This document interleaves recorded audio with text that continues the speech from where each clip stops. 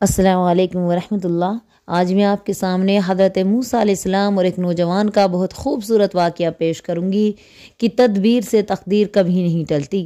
ایک دفعہ کا ذکر ہے کہ ایک نوجوان حضرت موسیٰ علیہ السلام کی خدمت میں حاضر ہوا اور آپ سے درخواست کی کہ اللہ کے نبی، میں نے سنا ہے آپ پرندوں سمیت تمام جانوروں کی بولیاں جانتے ہو، اور جب یہ جانور آپس میں بات چیت کرتے ہیں تو آپ ان کی باتوں کا مطلب خوب سمجھتے ہو۔ آپ مہربانی کر کے مجھے بھی جانوروں کی زبان سکھا دیجئے تاکہ میں ان کی آپس کی بات چیت سے نصیحت حاصل کروں۔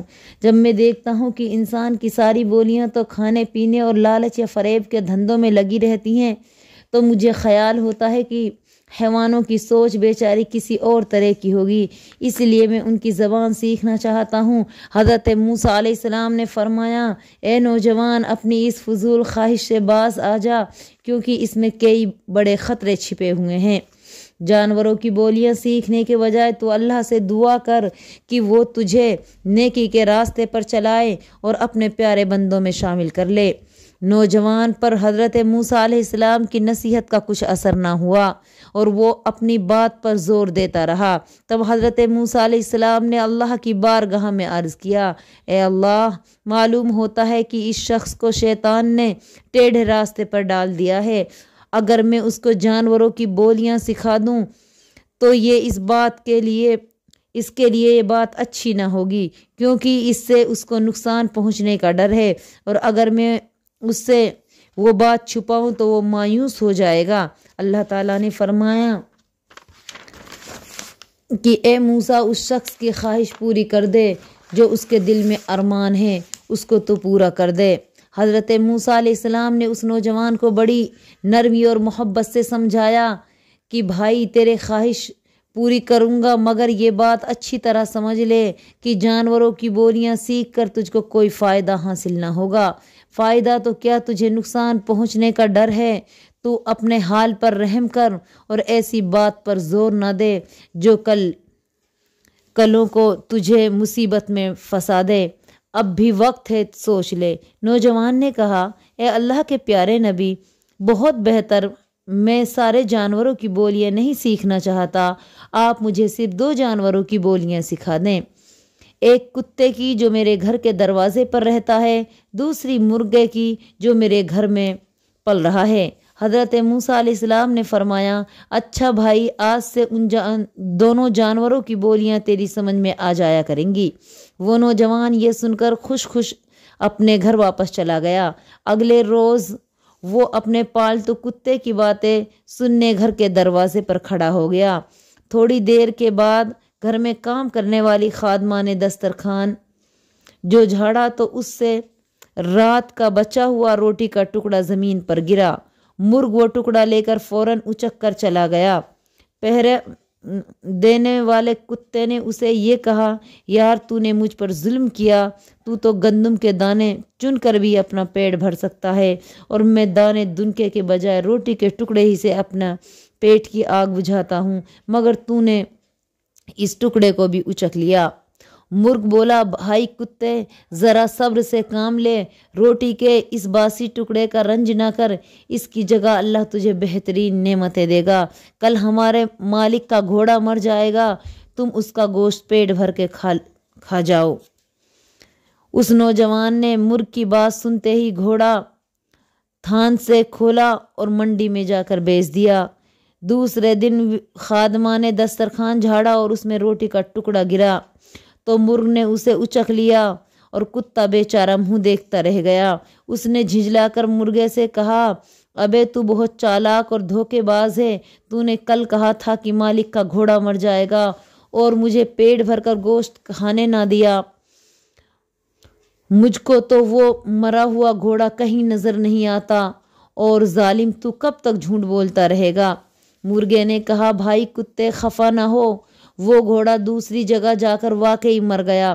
مالک نے نقصان سے بچنے کے لیے گھوڑا بیچ ڈالا اور اپنا نقصان دوسرے کی گردن میں ڈال دیا، لیکن فکر نہ کر، کل اس کا اونٹ مر جائے گا، پس پھر تمہارے لیے گوشت ہی گوشت ہوگا۔ یہ سن کر نوجوان لپک کر گیا اور اونٹ کو بھی منڈی میں لے جا کر بیچ دیا۔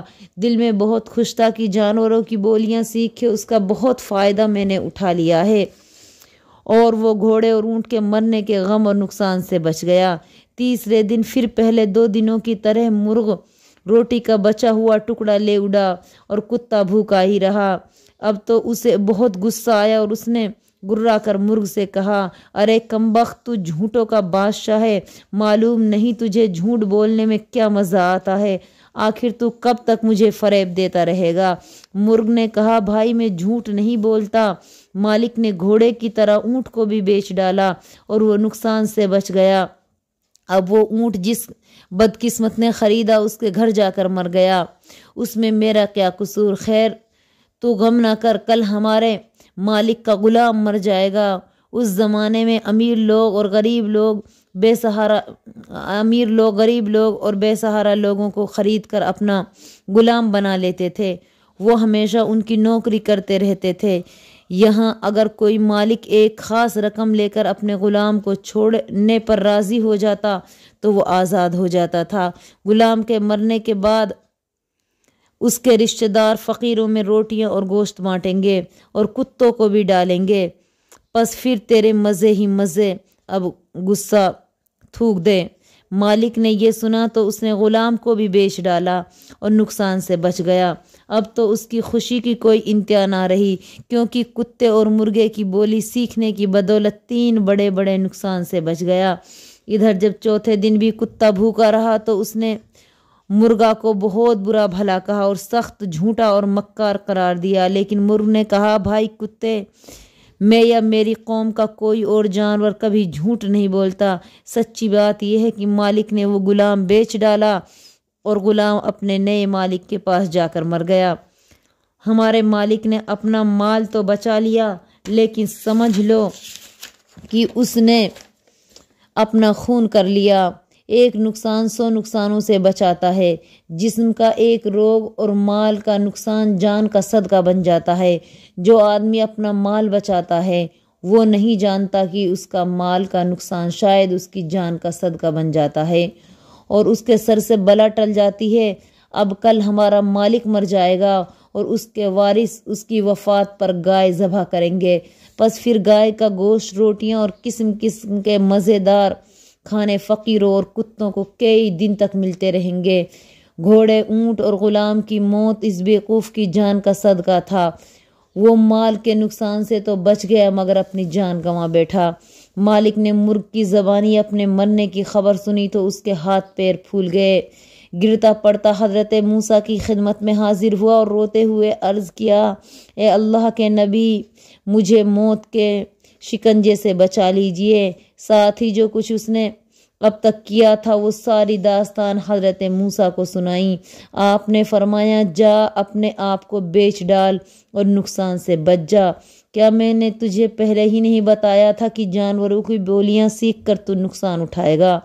نوجوان نے رو کر کہا، اے اللہ کے نبی، مجھے مایوس نہ فرمائیے، میں نالائق اور بیوقوف ہی تھا جو مجھ سے ایسی غلطی ہو گئی۔